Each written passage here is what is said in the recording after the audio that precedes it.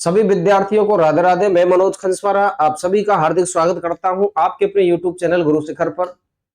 और सभी विद्यार्थियों से मैं आशा करता हूं कि जितना भी आप में इस चैनल पर मेरे पर आप प्यार दर्शा रहे हो, ऐसा प्यार हमेशा आप दर्शाते रहे। मैं मेरी तरफ से और मेरी टीम की तरफ से आप सभी का हार्दिक स्वागत करता हूं। ये बहुत समय से इंतजार हो रहा था। वाद्य यंत्रों के पार्ट नंबर 4 में इस पर YouTube पर अपलोड करा चुका था।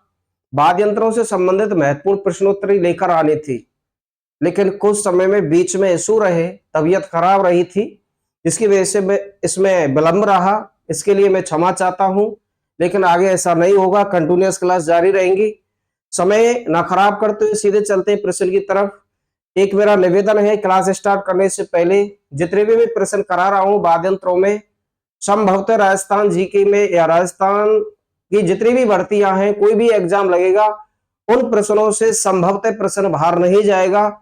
ये जो प्रश्न है बड़े महत्वपूर्ण प्रश्न है, इसलिए इस वीडियो को अंत तक देखना है और प्रत्येक प्रश्न को अच्छे से समझना है।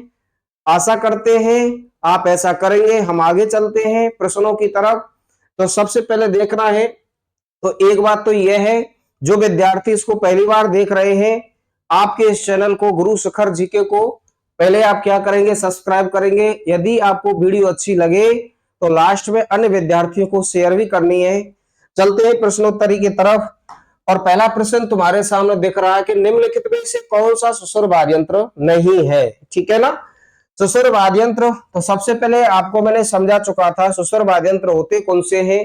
ऐसे वाद्य यंत्र जिनमें हम फूंक मारते हैं और फूंक मारने से ध्वनि की उत्पत्ति होती हो, वो वाद्य यंत्र क्या कहलाएंगे, सुसुर वाद्य यंत्र कहलाएंगे। तो इसकी भी मैंने ट्रिक बताई थी कि एबीसी ने बीन बजाया, सीसी करके कौन आया, नाग आया, नाग ने अपनी नड़ में मसक लिया किसको, मोर को मसक लिया। ये ट्रिक मैंने बताई थी। तो देख रहा भाई कि इसमें से सुसुर वाद्य यंत्र नहीं है, वो देखना है, नहीं है। ठीक है ना। तो नहीं में ध्यान रखना। देखो तो सीसी करके कौन आया, नाग आया, इसका मतलब सुसुर वाद्य यंत्र है। ठीक है ना। दूसरा अलगोजा, ए बी सी ने क्या बजाया, बीन बजाया, तो ए से कौन सा हो गया, अलगोजा। कैसा वाद्य यंत्र है, सुसुर वाद्य यंत्र है। सुरनाई, सुरनाई, है नाई, सहनाई, इससे सी से ही बनाए थे मैंने सभी वाद्य यंत्र। ये भी कैसा वाद्य यंत्र है बताओ, सुसुर वाद्य यंत्र है। और कामयच्चा, ये बताओ क्या नहीं है, सुसुर वाद्य यंत्र नहीं है। कामयच्चा को सारंगी की नारंगी कहा जाता है, और सारंगी कैसा वाद्य यंत्र है, तत् वाद्य यंत्र है।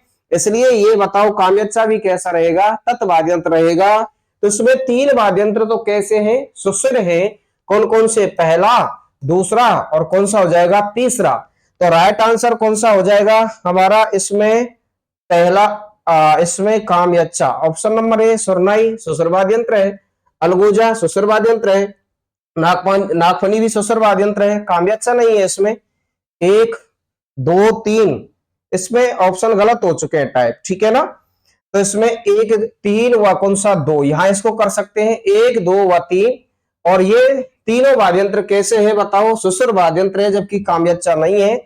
राइट आंसर कौन सा हो जाएगा, दूसरे नंबर का राइट आंसर हो जाएगा। अगले प्रश्न की तरफ चलते हैं, और वो है निम्नलिखित में से तत् वाद्य यंत्र नहीं है। तो रावण हत्ता तत् वाद्य यंत्र है। और रावण हत्या में तारों की संख्या कितनी बताइए, 9। रावण के सिर 10 होते की हत्या कर दी, कितने तार रहे, 9। तो तत् वाद्य यंत्र है। कामयच्चा भी तत् वाद्य यंत्र है। सुरमंडल और एक रहता है सतारा। ठीक है ना। ये सुरमंडल को भी अच्छे से देखना है और सतारा को भी देखना है। ठीक है। सतारा, तो इसमें लग रहा है तार, जैसे चौतारा, तो चौतारा या तंदूरा, तंदूरा या चौतारा, उसमें कितने 4 थे तार, वो कितने तार थे, 4। सतारा, इसमें भी ऐसा लगेगा तत् वाद्य यंत्र है, तार लगा हुआ है, तारा तार, सतारा। ये जो सतारा वाद्य यंत्र है ये तत् वाद्य यंत्र नहीं है, याद रखना है। सुरमंडल एक कैसा वाद्य यंत्र है, तत् वाद्य यंत्र है। तो गुरुजी सतारा कैसा वाद्य यंत्र होगा, सुसुर वाद्य यंत्र होगा, ध्यान रखना है ना। तो इसमें से निम्नलिखित में से तत् वाद्य यंत्र नहीं है। लगता है सतारा है, क्योंकि चौतारा के आधार पर, क्योंकि चौतारा भी तत् वाद्य यंत्र है, तो इसलिए इसमें जो हो जाएगा नहीं है, तो वो कौन सा नहीं होगा बताओ, सतारा। जबकि सुरमंडल, रावण हत्ता और कामयच्चा ये सभी कैसे वाद्य यंत्र हैं, तत् वाद्य यंत्र है। एक और याद रखना, ये सुरमंडल है और एक और चलता है श्रीमंडल। ठीक है ना। और सुर मंडल से ऐसा लगता है सुशिर, सुशिर सुर मंडल, सुशिर सिर मंडल, तो ऐसा लगेगा ये फूंक से बजेगा सुर मंडल, ठीक है ना। लेकिन फूंक वाला नहीं है, तत् वाला है, याद रखना। श्री मंडल, सुर मंडल, श्री मंडल, तो उस सुर मंडल को आप समझे श्री मंडल, श्री जो सुर मंडल है उसको तत्व समझे और श्री मंडल को भी तत्व समझे। श्री मंडल एक अलग से वाद्य यंत्र है, जो कि कैसा वाद्य यंत्र है, घन वाद्य यंत्र है, घन वाला घन वाद्य यंत्र है। और इसकी जो आकृति होती है बताओ किसके नमा होती है, झाड़ी के नमा होती है। 4 पार्ट में करा चुका हूं, सभी वाद्य यंत्रों को डिटेल से पढ़ा चुका हूं, एक बार और देख लेना इसको उसमें जाकर। तो इसका राइट आंसर हो जाएगा डी। अगला प्रश्न लेकर चलते हैं। राजस्थान का एकमात्र ऐसा लोकवाद्य जिसकी डोरी में तनाव के लिए पखावज की तरह लकड़ी के गुटके डाले जाते हैं, उस समय भी बताया था। जैसे ये वाद्य यंत्र इस प्रकार से बना हुआ है, ठीक है ना। और ध्यान रखना ये तो जो वाद्य यंत्र है कौन सा है, मृदंग है, ठीक है ना, मृदंग है ये वाद्य यंत्र। और मृदंग की जो आकृति होती है सुपारी के समान होती है। और इसमें मैंने बताया कि यहाँ इसमें इस पुड़ों को खींचने के लिए इसमें क्या लगी रहती है, डोरी, डोरी लगी रहती है। और डोरी को टाइट करने के लिए यहाँ इसमें क्या लगे रहते हैं, गुटके लगे रहते हैं, ठीक है ना। तो मृदंग में लगे रहते हैं, लेकिन ऑप्शन में याद रखना मृदंग नहीं है। मृदंग वाद्य यंत्र मैंने आपको बताया, मृदंग का प्रयोग ज्यादातर मंदिरों में किया जाता है, लेकिन मृदंग जैसा ही सेम वाद्य यंत्र है और उसका नाम क्या है, मादल। तो इसकी डोरी में लकड़ी के जो गुटके रहते हैं, ऐसा वाद्य यंत्र वो कौन सा हो जाएगा, मादल। ताशा में नहीं होते, ढाका में नहीं होते, ना डेरू में होते, तो राइट आंसर कौन सा हो जाएगा, बी। और वो कौन सी हो जाएगी, रावलों की मादल। एक ही बात है, रावलों की मादल या मादल एक ही बात है। अगला प्रश्न लेकर चलते हैं। प्रश्न नंबर 4 है, निम्नलिखित में से कौन सा युग्म सही है, सही है वो देखना है, ठीक है ना। तो खड़ताल है, सुसुर वाद्य यंत्र गलत है भैया, ठीक है ना। खड़ताल है वो सुसुर वाद्य यंत्र नहीं है। खड़ताल के जादूगर सिद्ध कहाँ है, और खड़ताल बताओ किसे कहा जाता है, इस प्रकार से लकड़ी के जो गुटके होते हैं उनको हाथों से बजाया जाता है, एक घन वाद्य यंत्र है, ठीक है ना। रबाब 4 तार होते हैं, बताया मैंने, बी प्लस बी बराबर 2 प्लस 2 बराबर कितने, 4 होते हैं, 4 तार, ठीक है ना। और रबाब तत्वाद्य यंत्र है, बिल्कुल बात सही है। बाकिया घनवाद्य यंत्र नहीं है, बाकिया एक सुसुर वाद्य यंत्र है, ठीक है ना। और डेरू ये चमड़े से बना है, अभ्नद वाद्य यंत्र है, तो इसका राइट आंसर कौन सा हो जाएगा, बी। निम्नलिखित में से सही युग्म है तो यही है, खड़ताल सुसुर वाद्य यंत्र नहीं है, घन वाद्य यंत्र है। बाकिया सुसुर वाद्य यंत्र है, डेरू अभ्नद वाद्य यंत्र है, तो इसका सही आंसर कौन सा हो जाएगा, बी नंबर का। प्रश्न नंबर अगला लेकर चलते हैं 5वां। तार लगा वाद्य यंत्र है, तो ऐसा वाद्य यंत्र देखो जिसमें तार लगे होते हैं। अलगोजा में तार होते हैं का कौन कहता है, गुरुजी अलगोजा में तार कहां होते हैं, अलगोजा तो फूंक से बजाया जाता है, ठीक है ना। और अलगोजा को ही राजस्थान का राज वाद्य यंत्र भी कहा जाता है। खड़ताल बिल्कुल सही है, क्या यह तत्वाद्य यंत्र है, बिल्कुल नहीं है, ठीक है ना। खड़ताल है वो कैसा है, घनवाद्य यंत्र है। डेरू चमड़े का बना हुआ होता है। जंतर बिल्कुल इसका आंसर कौन सा हो जाएगा, डी वाला। जो तत्व वाद्य यंत्र होगा, तार लगा हुआ वाद्य यंत्र, वो कौन सा होगा, जंतर होगा, जंतर। ट्रिक बताइए, आर एस जी गुजरे अब क्या होगा, जंतर होगा, ठीक है ना। आर एस जी गुजरे अब क्या होगा, जंतर होगा, वो ट्रिक से याद रखना है। तो बताओ कौन सा वाद्य यंत्र होगा, जंतर। कैसा वाद्य यंत्र होगा, तार लगा। अगले वाद्य यंत्र की तरफ अगले प्रश्न की तरफ चलते हैं। वो 6वें नंबर का प्रश्न है, ऐसा लोकनाट्य जिसका निर्माण आधे कटे नारियल की कटोरी से होता है, वो एक ही वाद्य यंत्र है, जिसका नाम क्या होगा, रावण हत्था। उस समय भी बार बार समझाया, प्रश्न बहुत बार आया है भाई, अनगिनत बार प्रश्न पूछा गया है, ठीक है ना। प्रश्न को अच्छे से जितने भी वाद्य यंत्रों में मैं 30 के लगभग प्रश्नोत्तरी लेकर आया हूं, और 30 के 30 महत्वपूर्ण है, संभवतः इनसे प्रश्न बाहर नहीं जाएगा। प्रयास किया है, अच्छे से पढ़ लेना है, एग्जाम में अब भी एक बार क्लियर कर लेना चैप्टर को, एग्जाम के टाइम पर भी करके चले जाना। तो अगली बात आती है, लोकनाट्य जिसका निर्माण आधे कटे नारियल का होता है, वो वाद्य यंत्र कौन सा होगा, रावण हत्था होगा। ये डायरेक्ट में लिखा चुका हूं नोट्सों में। अगला प्रश्न 7वें नंबर का, निम्न में लिखित में से या निम्न में से कौन सा तत्व वाद नहीं है, तत्वाद नहीं है वो वाद्य यंत्र देखना है। रबाब तत्वाद यंत्र है, बिल्कुल सही है, ठीक है ना। जंतर तत्वाद यंत्र है, बिल्कुल सही है। ठीक है, चौतारा भी कैसा वाद्य यंत्र है? तत्वाद यंत्र है, बिल्कुल सही है। ये बंदा नहीं है भाई, कौन सा ये वाला? सतारा नहीं है। सतारा कैसा वाद्य यंत्र है? सुसुर वाद्य यंत्र है, याद रखना है। तो इसका आंसर कौन सा हो जाएगा? डी। निम्नलिखित में से कौन सा तत्वाद यंत्र नहीं है? तो सतारा नहीं है, बाकी के सभी तत्वाद यंत्र हैं। प्रश्न अगले की तरफ देखते हैं, आठवां प्रश्न क्या कह रहा है कि निम्नलिखित में से कौन सा वाद्य यंत्र बाकी तीन से अलग है?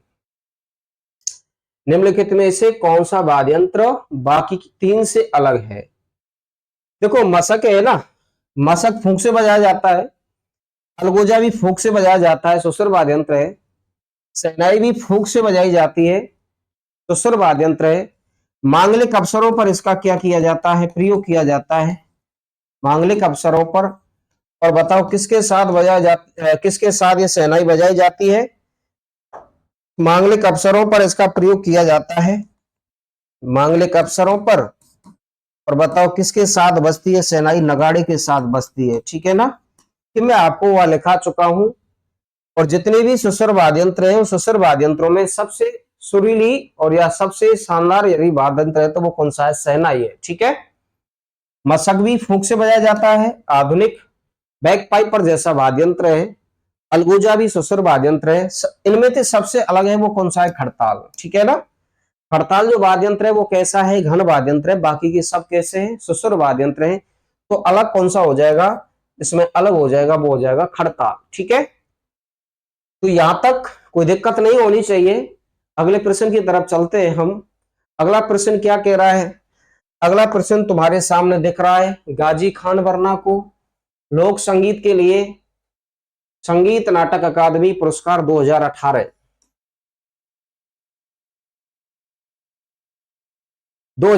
से सम्मानित किया गया था। वो निम्नलिखित में से किससे संबंधित है? ठीक है ना, तो ध्यान रखना। देखो, पूंगी का कोई जादूगर तो मैंने बताया नहीं। ठीक है ना, पूंगी कहते हैं बीन को, है ना।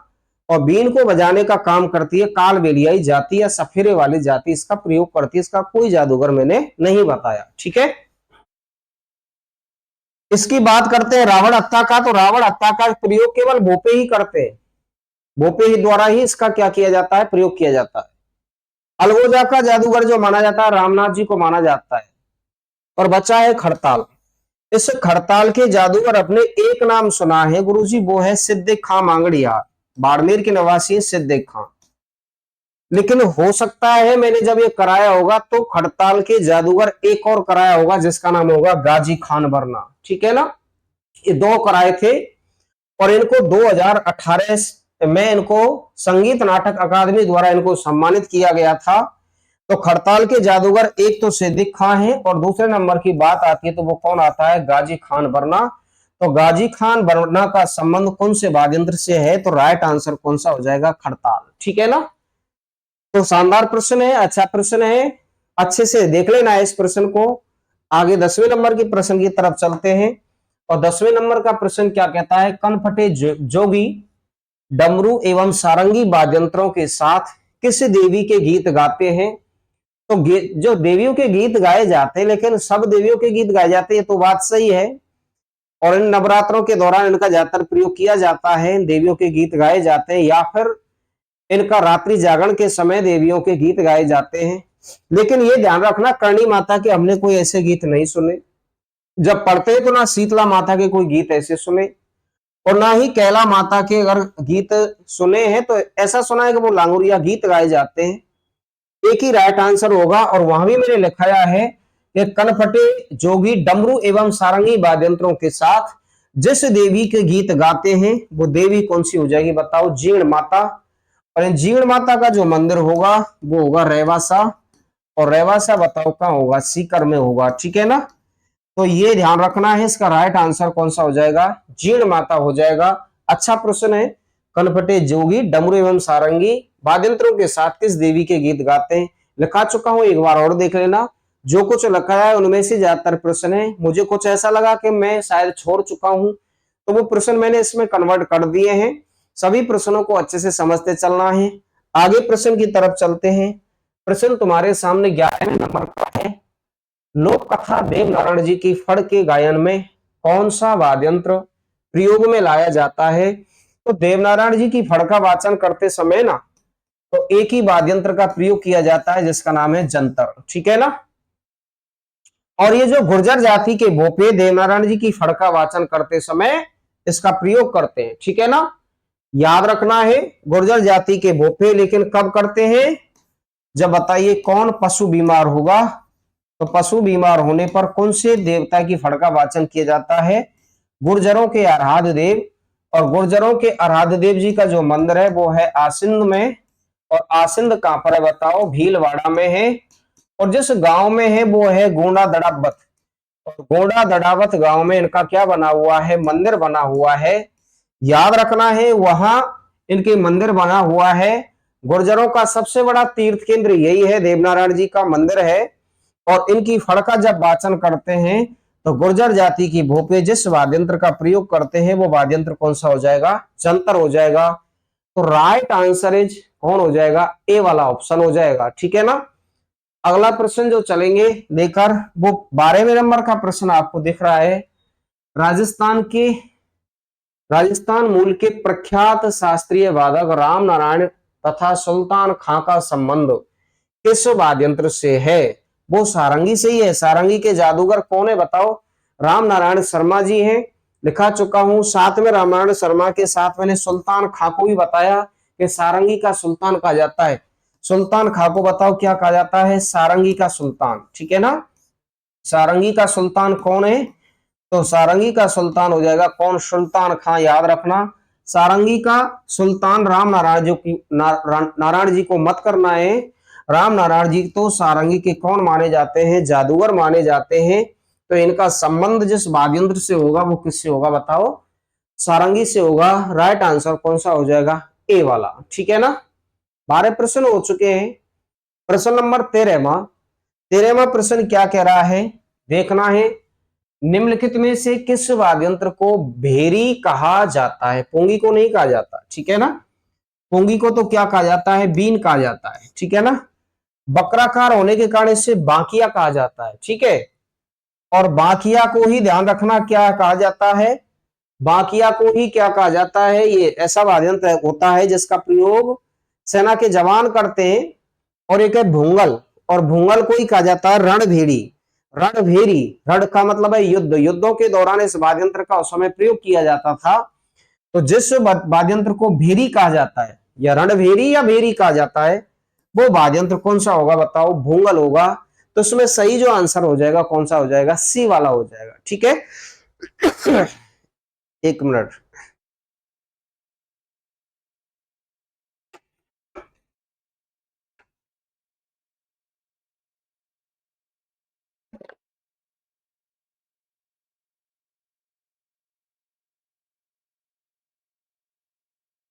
प्रश्न नंबर 14वां।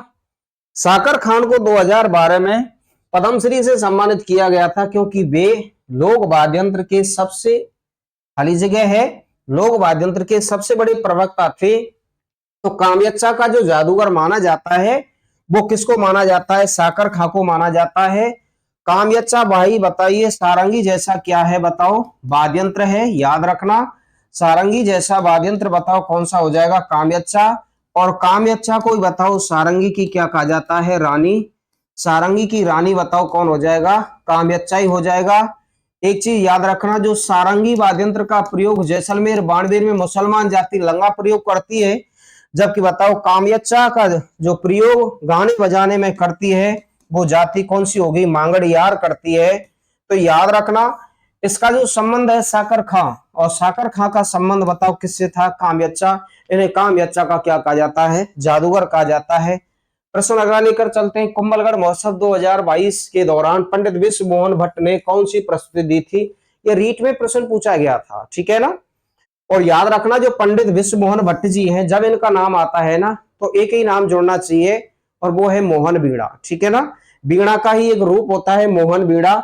और मोहन बीड़ा को बड़ा शानदार बजाते थे और इतना शानदार बजाते थे कि इन्होंने भारत में बहुत बड़ी ख्याति प्राप्त की है। भारत का और संगीत से संबंधित सबसे बड़ा जो अवार्ड होता है ग्रैमी अवार्ड, ग्रैमी अवार्ड को इन्होंने 2002 में जीता था। 2002 में ही भारत सरकार ने इनको पद्मश्री भी दिया गया था और 2012 में राजस्थान सरकार ने इनको राजस्थान रत्न से सम्मानित किया है और 2017 में इनको पद्म भूषण से सम्मानित किया है भारत सरकार ने। ठीक है ना। अब याद रखना है, पहली बात तो ये याद रखना, कुंभलगढ़ महोत्सव, ये जो कुंभलगढ़ महोत्सव है ना, प्रतिवर्ष बनाया जाता है और वो बताओ कौन बनाती है? आरटीडीसी। ठीक है ना, Rajasthan tourism development corporation, Rajasthan पर्यटन विभाग इस महोत्सव को बनाती है, याद रखना। और वो कौन बनाती है? आरटीडीसी। आरटीडीसी इसका महोत्सव को बनाती है। ये महोत्सव ध्यान रखना दिसंबर महीने में बनाया जाता है और दिसंबर की 1 तारीख से लेकर 3 तारीख को ये महोत्सव बनाया जाता है। वो कौन सा महोत्सव होगा? कुंभलगढ़ महोत्सव। और स्थान आपसे पूछा जाए कि कहां बनाया जाता है तो वो दुर्ग यही रहेगा। कौन सा दुर्ग होगा? कुंभलगढ़ दुर्ग। कुंभलगढ़ दुर्ग में ये महोत्सव बनाया जाता है।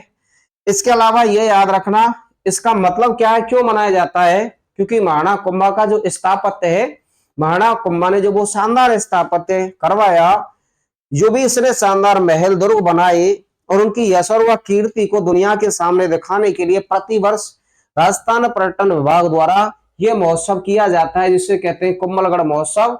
यह दिसंबर में 1 तारीख से लेकर कितनी तारीख तक किया जाता है? 3 तारीख तक। और किसके द्वारा आयोजन करवाया जाता है? आरटीडीसी के द्वारा। इस महोत्सव में बड़े शानदार प्रस्तुतियां होती हैं। इस महोत्सव में राजस्थान की जितनी भी कल्चर है, रहन सहन, रीति रिवाज, प्रधान को दर्शाया जाता है। इसके अलावा राजस्थान की गैर नृत्य, घूमन नृत्य, कालबेलिया नृत्य, चरी नृत्य, भवाई नृत्य, सभी नृत्यों का प्रदर्शन बड़े शानदार तरीके से किया जाता है। उसी समय 2022 में, और कौन थे? पंडित विश्व मोहन भट्ट। और इन्होंने जो प्रदर्शन अपना दिखाया था, तो ये जादूगर या मतलब जो शानदार वाद्य यंत्र जिसको बजाते थे, वो बताओ कौन सी बीड़ा थी? मोहन बीड़ा थी। तो इसका राइट आंसर तो कौन सा हो जाएगा? मोहन बीड़ा। ये रीट में प्रश्न पूछा गया था। एक चीज और याद रखना, आपसे पूछा जाए विश्व मोहन भट्ट, विश्व मोहन भट्ट हैं, तो इनका संबंध कौन से वाद्य यंत्र से है? तो वो तो कौन सा हो गया? मोहन बीड़ा। ये बताओ निवासी कहां के हैं? ये जयपुर के हैं। कहां के निवासी हैं बताओ? जयपुर के। ठीक है ना। 2002 में ही भारत सरकार द्वारा क्या दिया गया? पद्मश्री, पद्मश्री दिया गया। और 2002 में ही इनको कौन से अवार्ड से सम्मानित किया? Grammy award. ये ग्रैमी अवार्ड भारत संगीत का सबसे बड़ा अवार्ड है, ध्यान रखना। भारत संगीत का, भारत के जो संगीत है, संगीत का सबसे बड़ा अवार्ड है, सबसे बड़ा अवार्ड। ठीक है ना। सबसे बड़ा जो अवार्ड है, वो अवार्ड इसी को दिया गया था। वो कौन था? विश्व मोहन जी थे। सबसे बड़ा अवार्ड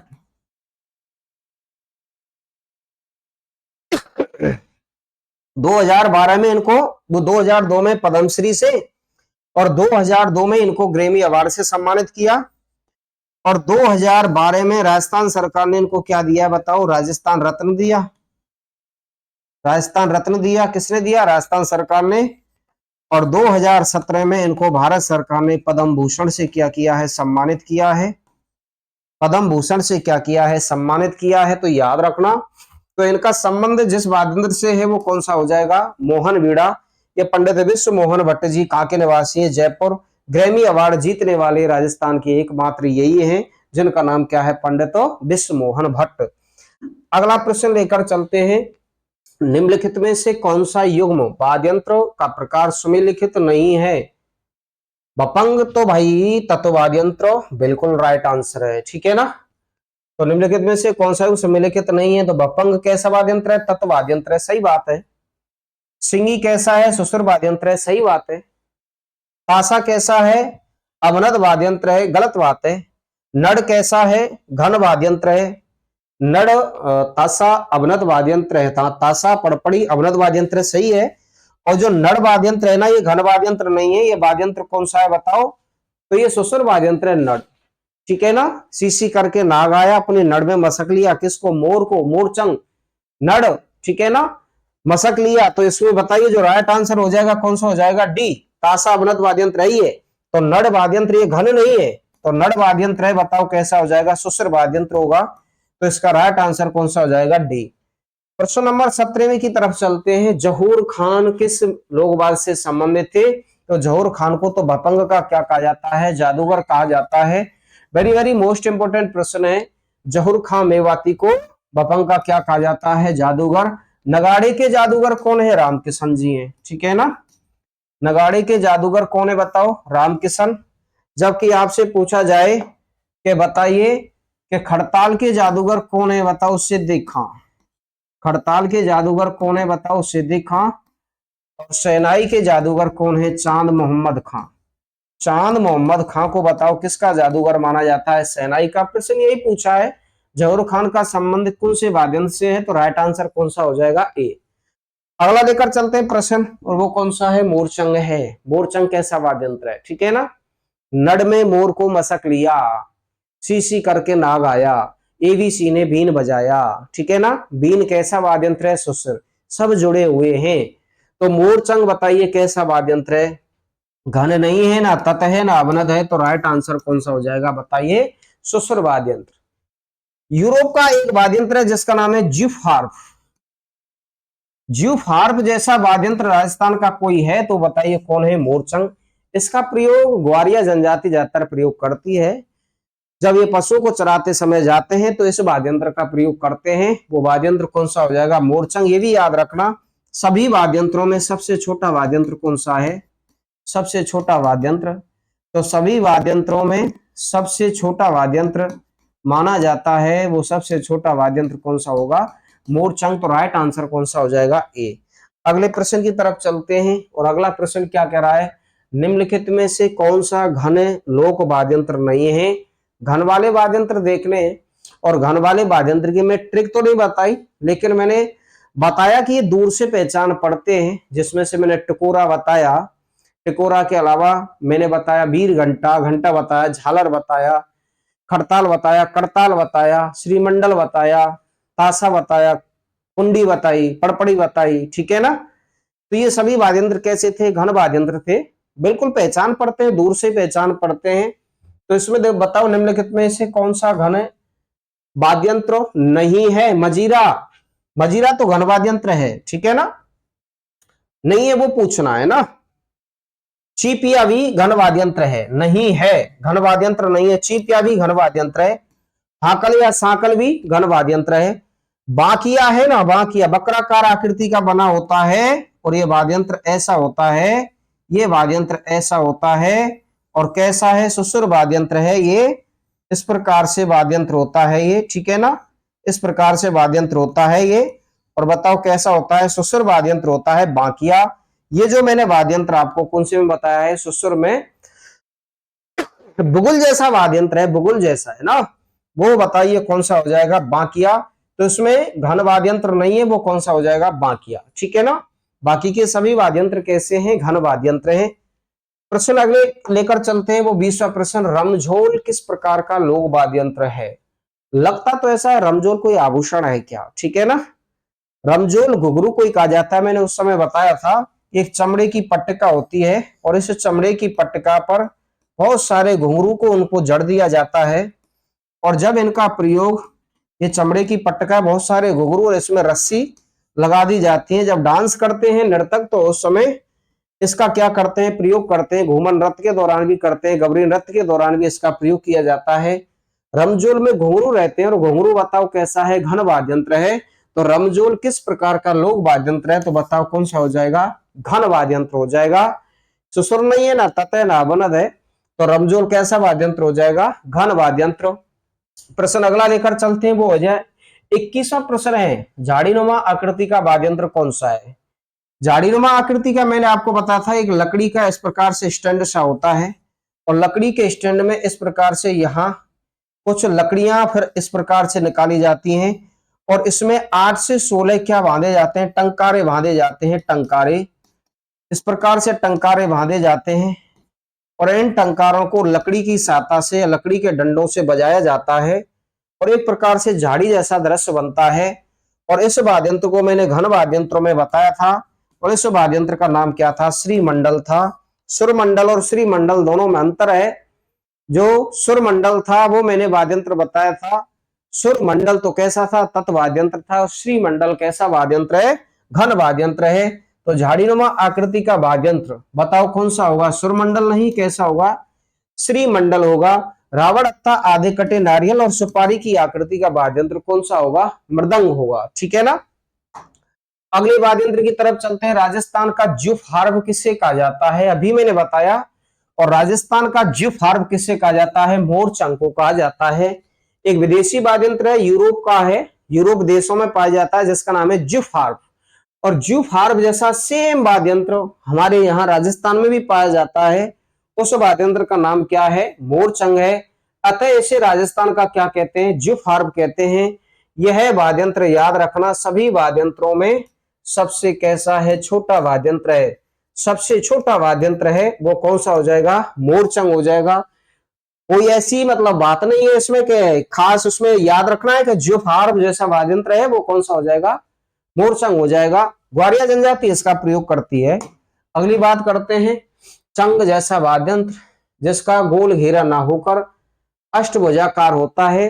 चंग वाद्यंत्र होता है ना, उसका गोल जो घेरा तो रहता है गोल, और इस पर क्या रहता है बताओ? चमड़ा चढ़ा रहता है। मैंने बताया था आपको। ठीक है ना। चंग को जब बजाया जाता है तो इस बाएं हाथ में रखा जाता है, हृदय के पास रखा जाता है, और इस दाएं हाथ से उसको बजाया जाता है। इस प्रकार से चंग नृत्य के दौरान इसका प्रयोग किया जाता है। चंग को ही अलग अलग स्थानों पर अलग अलग नाम से जानते हैं। चंग को ही कहते हैं डफ, चंग को ही कहा जाता है डफ। ठीक है ना। और चंग को ही कहा जाता है ढपली, मतलब छोटा रूप क्या कहलाता है? ढपली कहलाता है। ठीक है। अगली बात करें। परंतु याद रखना चंग जैसा ही वाद्यंत्र है इसका, तो चंग का तो घेरा कैसा रहता है? गोल। लेकिन सेम ऐसा ही वाद्यंत्र घोड़ा जिसका जो घेरा है वो गोल ना होकर कैसा रहता है? अष्टभुजाकार। इस प्रकार से रहता है अष्टभुजाकार। ठीक है ना। अष्टभुजाकार क्या रहेगा? अष्टभुजाकार उसका क्या रहेगा? घेरा रहेगा। इस प्रकार से रहेगा। फिर उस पर क्या रहेगा? चमड़ा चढ़ा रहेगा। उस वाद्यंत्र को भाई साहब चंग ना कहकर क्या कहेंगे बताओ? उस वाद्यंत्र को क्या कहेंगे? घेरा। ढपली का ही रूप है चंग। ढपका, ढप को भी बताओ, ढप को ही क्या कहा जाता है? चंग को ही ढप कहा जाता है। धौसा वाद्यंत्र अलग है। ठीक है ना। धौसा वाद्यंत्र है, इसको घोड़े पर दोनों तरफ, इसमें दोनों तरफ जो ढोल होते हैं, घोड़ों पर ऊपर बैठकर दोनों तरफ इसको ढोलों को साड़ में कर दिया जाता है, डंडों से बजाया जाता है। वो कौन सा होगा? धौसा होगा। लेकिन गोल ना होकर इसका घेरा अष्टभुजाकार होगा। और बताइए वो वाद्यंत्र कौन सा होगा? घेरा होगा। ठीक है ना। अगले प्रश्न की तरफ चलते हैं। वो प्रश्न है, मुसलमान मुहर्रम के समय ताजिया निकालते हैं तो कौन से वाद्यंत्र का प्रयोग किया करते हैं? ये मैंने आपको जब कराए थे तो वहां बताया था। वो वाद्यंत्र है जिसका नाम है ताशा। ठीक है ना। और ताशा का ही दूसरा नाम है जिसे कहते हैं पड़पड़ी। ठीक है ना। इसको ही क्या कहते हैं? पड़पड़ी कहते हैं। इस प्रकार से परात के टाइप की होती है, इस पर चमड़ा चढ़ा रहता है। इस परात टाइप को ही यहाँ गले में लटका लेते हैं और डंडियों से बजाते हैं। मुसलमानों का वाद्यंत्र है, मुगल कालीन वाद्यंत्र है, और इसका प्रयोग जो किया जाता है मुहर्रम के समय जो क्या निकालते हैं? ताजिया। ताजिया निकालते समय इस वाद्यंत्र का प्रयोग किया जाएगा। तो इसका राइट आंसर कौन सा हो जाएगा? ऑप्शन नंबर ए हो जाएगा। ठीक है ना। प्रश्न नंबर 25 की तरफ चलते हैं। 3 तारों वाला वाद्यंत्र जो रावण हत्ता जैसा दिखता है। ठीक है ना। सॉरी, एक मिनट।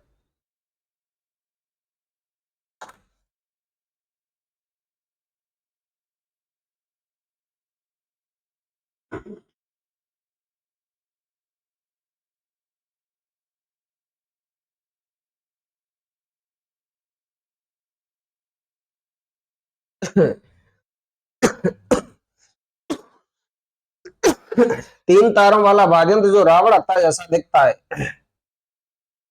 रावण हत्ता जैसा रहता है। लेकिन रावण हत्ता में तारों की संख्या कितनी रहती है? 9। लेकिन यह वाद्यंत्र बिल्कुल रावण हत्ता जैसा तो है, परंतु उसमें तार 9 ना रहकर कितने रहते हैं? 3। और मैंने 3 तारों की वहां मैंने ट्रिक बताई थी कि 3 तार वाले वाद्यंत्र को आप करेंगे तो वो कौन सा होगा? चिकारा। कैसे बताया?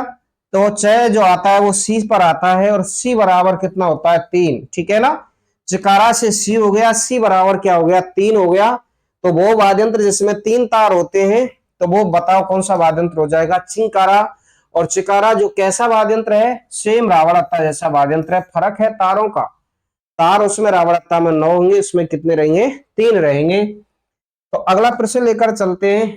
सुपारी की आकार में दिखने वाला वाद्य यंत्र जिसके जादूगर पुरुषोत्तम माने जाते हैं तथा प्रयोग मंदिरों में किया जाता है, वो वाद्य यंत्र यही है, मृदंग। ठीक है ना? मृदंग के जादूगर थे कौन? पुरुषोत्तम शर्मा जी। और मृदंग का ही दूसरा नाम क्या था? पखावज था। ठीक है ना? नगाड़े के रामकिशन सोलंकी।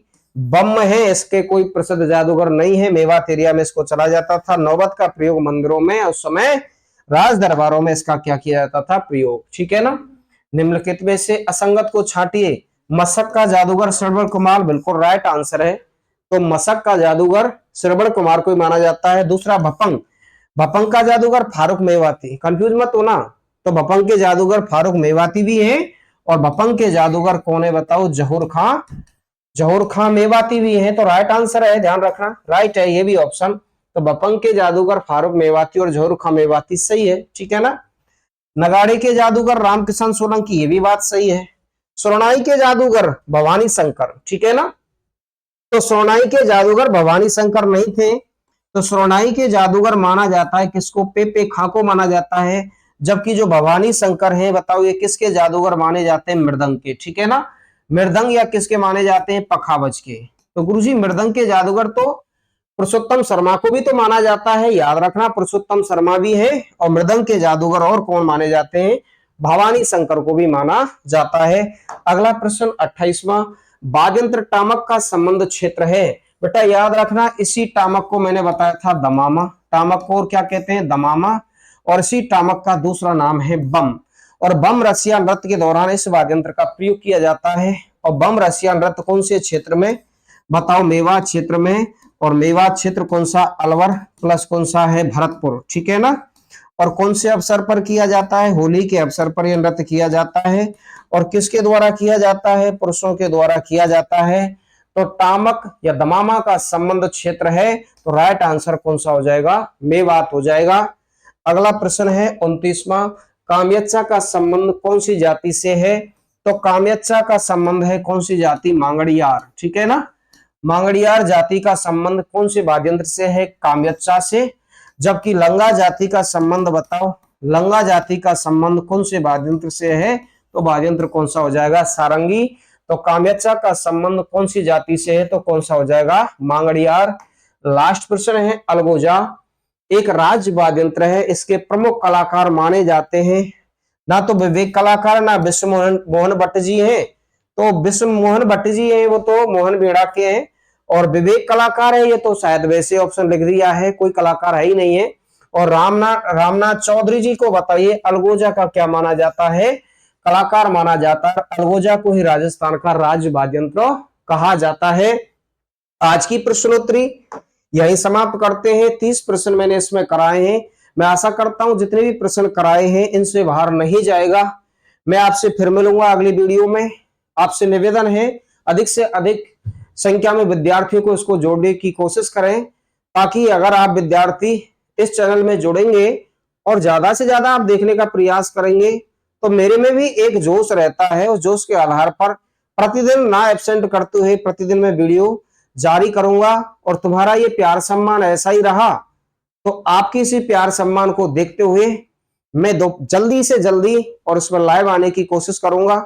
मैं फिर आपसे, इसमें जितने भी विद्यार्थी हैं इसमें जुड़े हैं, वीडियो में अंत तक देखा है, उन सभी को मेरी तरफ से और मेरी टेक्निकल टीम की तरफ से बार बार धन्यवाद करता हूं। फिर मिलते हैं अगली वीडियो में। आप सभी का दिन शुभ हो, मंगलमय हो। सभी को राधे राधे। जय हिंद, जय भारत।